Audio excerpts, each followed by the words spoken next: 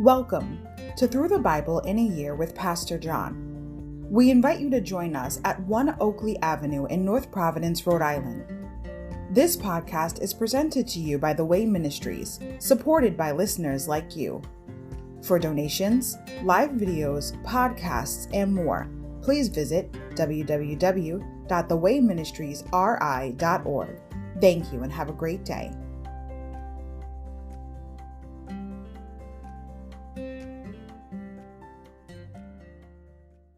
Hi everybody, welcome to Through the Bible in a Year with Pastor John. Glad you could join me today to get a portion of God's Word. Today we're going to begin with day 36, February 5th, Leviticus 16 to 17, the holiest day of the year. Overview. Observing the great day of atonement each year was Israel's most significant act of worship.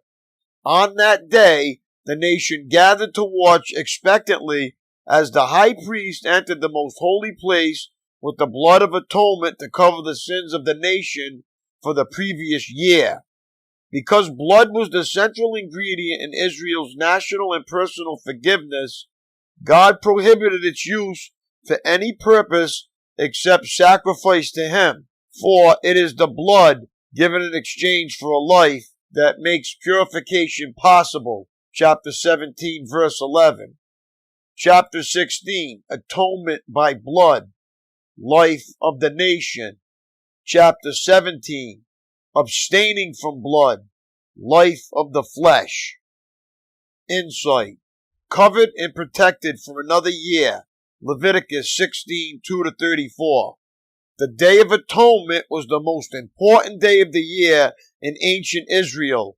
Chapter 16, 2-34. On this day alone, two special things happened. The high priest entered the most holy place to make atonement for the nation's sins, and a scapegoat symbolically carried off the nation's sins into the wilderness. This ritual was designed to cover the people's sins until Jesus Christ came and died on the cross, making atonement for sins once and for all. Insight. No private sacrifices allowed. Leviticus 17, 3-4. The restrictions against private sacrifices outside the tabernacle, chapter 17, 3-4, were to prevent the people from drifting into the idolatrous practices of their pagan neighbors. Only properly ordained priests in the proper location, the tabernacle, could offer Israel's sacrifices. Leviticus chapter 16, the Day of Atonement. The Lord spoke to Moses after the death of Aaron's two sons, who died after they entered the Lord's presence and burned the wrong kind of fire before him. The Lord said to Moses, "Warn your brother Aaron not to enter the most holy place behind the inner curtain whenever he chooses. If he does, he will die. For the ark's cover, the place of atonement, is there, and I myself am present in the cloud above the atonement cover. When Aaron enters the sanctuary area, he must follow these instructions fully. He must bring a young bull for a sin offering and a ram for a burnt offering. He must put on his linen tunic and the linen undergarments worn next to his body.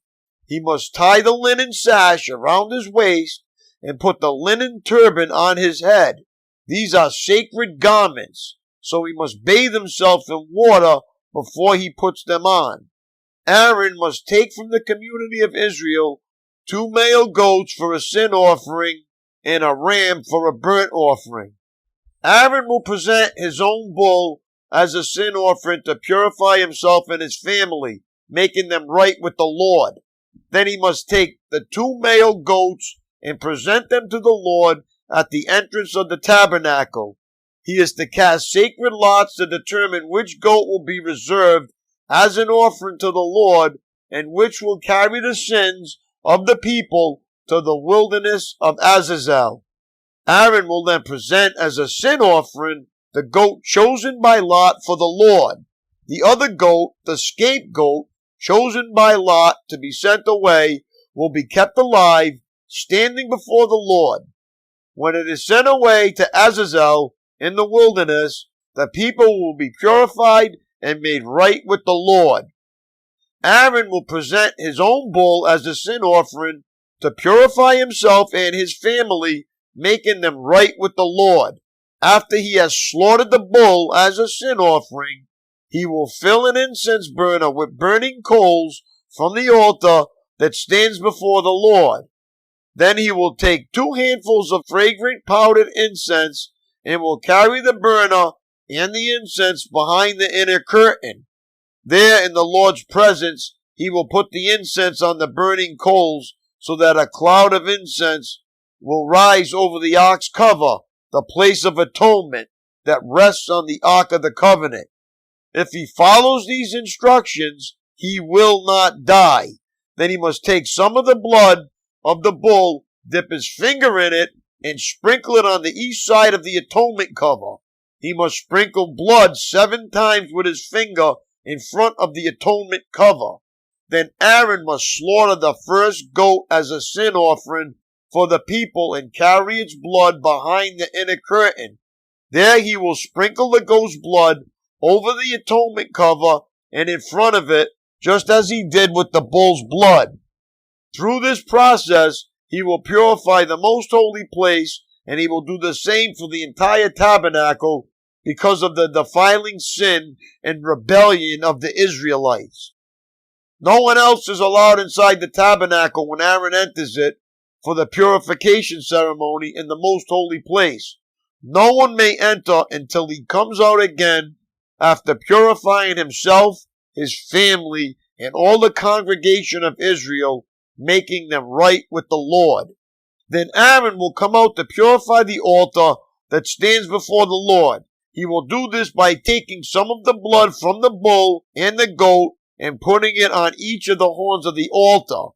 Then he must sprinkle the blood with his finger 7 times over the altar. In this way, he will cleanse it from Israel's defilement and make it holy. When Aaron has finished purifying the most holy place and the tabernacle and the altar, he must present the live goat. He will lay both of his hands on the goat's head and confess over it all the wickedness, rebellion, and sins of the people of Israel. In this way, he will transfer the people's sins to the head of the goat. Then a man specially chosen for the task will drive the goat into the wilderness. As the goat goes into the wilderness, it will carry all the people's sins upon itself into a desolate land. When Aaron goes back into the tabernacle, he must take off the linen garments he was wearing when he entered the most holy place, and he must leave the garments there.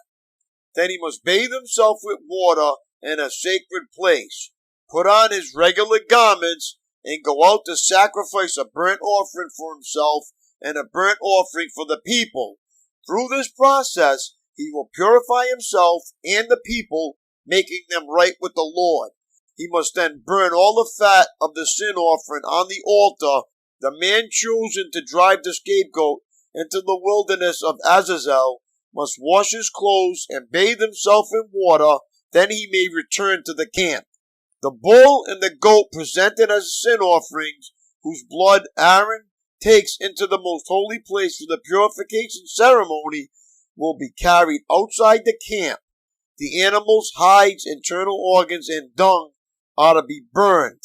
The man who burns them must wash his clothes and bathe himself in water before returning to the camp. On the 10th day of the appointed month in early autumn, you must deny yourselves. Neither native-born Israelites nor foreigners living among you may do any kind of work. This is a permanent law for you. On that day, offerings of purification will be made for you, and you will be purified in the Lord's presence from all your sins. It will be a Sabbath day of complete rest for you, and you must deny yourselves. This is a permanent law for you. In future generations, the purification ceremony will be performed by the priest who has been anointed and ordained to serve as high priest in place of his ancestor Aaron. He will put on the holy linen garments and purify the most holy place, the tabernacle, the altar, the priest, and the entire congregation. This is a permanent law for you to purify the people of Israel from their sins, making them right with the Lord once a year. Moses followed all these instructions exactly as the Lord had commanded him. Leviticus chapter 17. Prohibitions against eating blood. Then the Lord said to Moses, give the following instructions to Aaron and his sons and all the people of Israel. This is what the Lord has commanded. If any native Israelite sacrifices a bull or a lamb or a goat anywhere inside or outside the camp, instead of bringing it to the entrance of the tabernacle to present it as an offering to the Lord, that person will be as guilty as a murderer. Such a person has shed blood and will be cut off from the community. The purpose of this rule is to stop the Israelites from sacrificing animals in the open fields.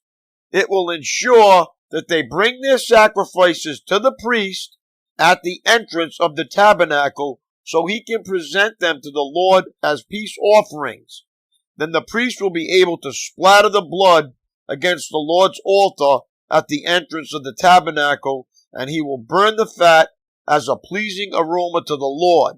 The people must no longer be unfaithful to the Lord by offering sacrifices to the goat idols. This is a permanent law for them to be observed from generation to generation. Give them this command as well. If any native Israelite or foreigner living among you offers a burnt offering or a sacrifice, but does not bring it to the entrance of the tabernacle to offer it to the Lord, that person will be cut off from the community.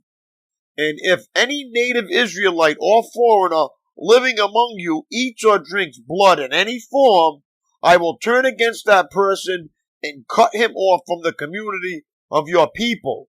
For the life of the body is in its blood. I have given you the blood on the altar to purify you, making you right with the Lord. It is the blood given in exchange for a life that makes purification possible. That is why I have said to the people of Israel, you must never eat or drink blood, neither you nor the foreigners living among you.